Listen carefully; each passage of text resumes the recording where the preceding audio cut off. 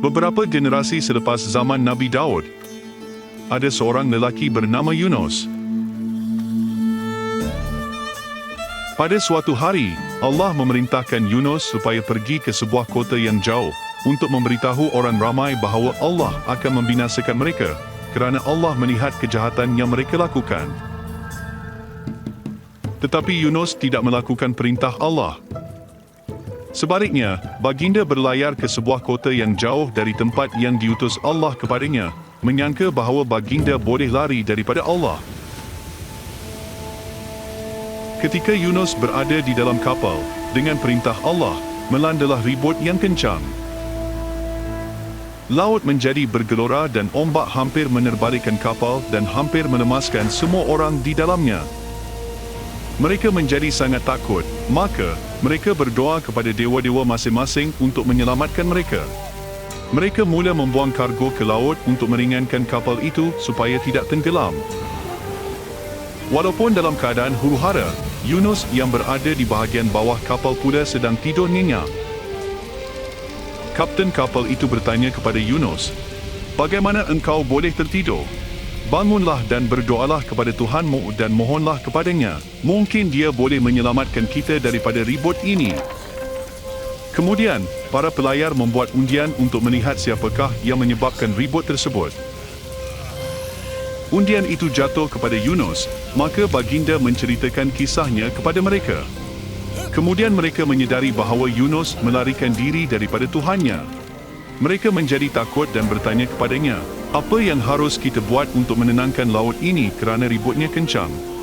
Yunus menjawab, "Lemparkanlah aku ke dalam laut, ia akan menjadi tenang, kerana akulah penyebab ribut ini." Para pelaut berusaha untuk berlayar ke darat tanpa melemparkan Yunus ke dalam laut, tetapi mereka tidak dapat. Maka, dengan berat hati, mereka terpaksa melemparkannya ke laut, supaya mereka tidak tenggelam oleh sebab ketidaktaatannya kepada Allah. Lalu, laut menjadi tenang dan reda seolah-olah tiada apa-apa yang berlaku. Para pelaut itu faham bahawa Tuhan sembahan Yunus ialah Tuhan yang benar. Mereka takut kepadanya, mempersembahkan korban dan berjanji untuk menyembah dia.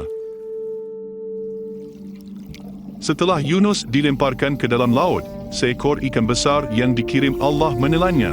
Baginda tinggal di dalam perut ikan itu selama 3 hari 3 malam. Baginda bertaubat, berdoa, menyembah Allah dan meminta untuk diselamatkan. Maka ikan itu memuntahkan Yunus ke satu pantai.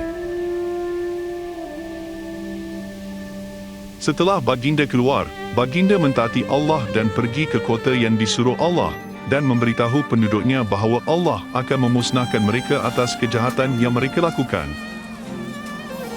Sesungguhnya, semua penduduk kota itu bertaubat dan berhenti berbuat jahat. Begitulah Allah mengampuni mereka. Dia mengasihani dan tidak memusnahkan mereka.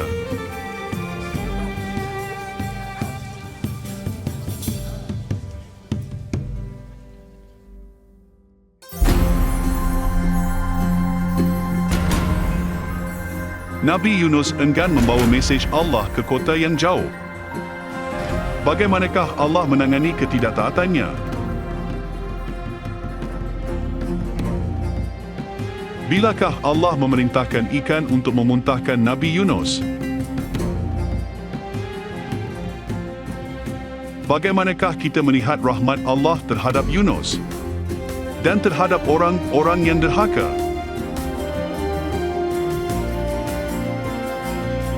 Kisah ini menunjukkan kepada kita tentang bagaimana Allah menggunakan seekor ikan untuk menyedarkan Nabi Yunus tentang ketidaktaatannya dan memberinya peluang kedua untuk mematuhinya.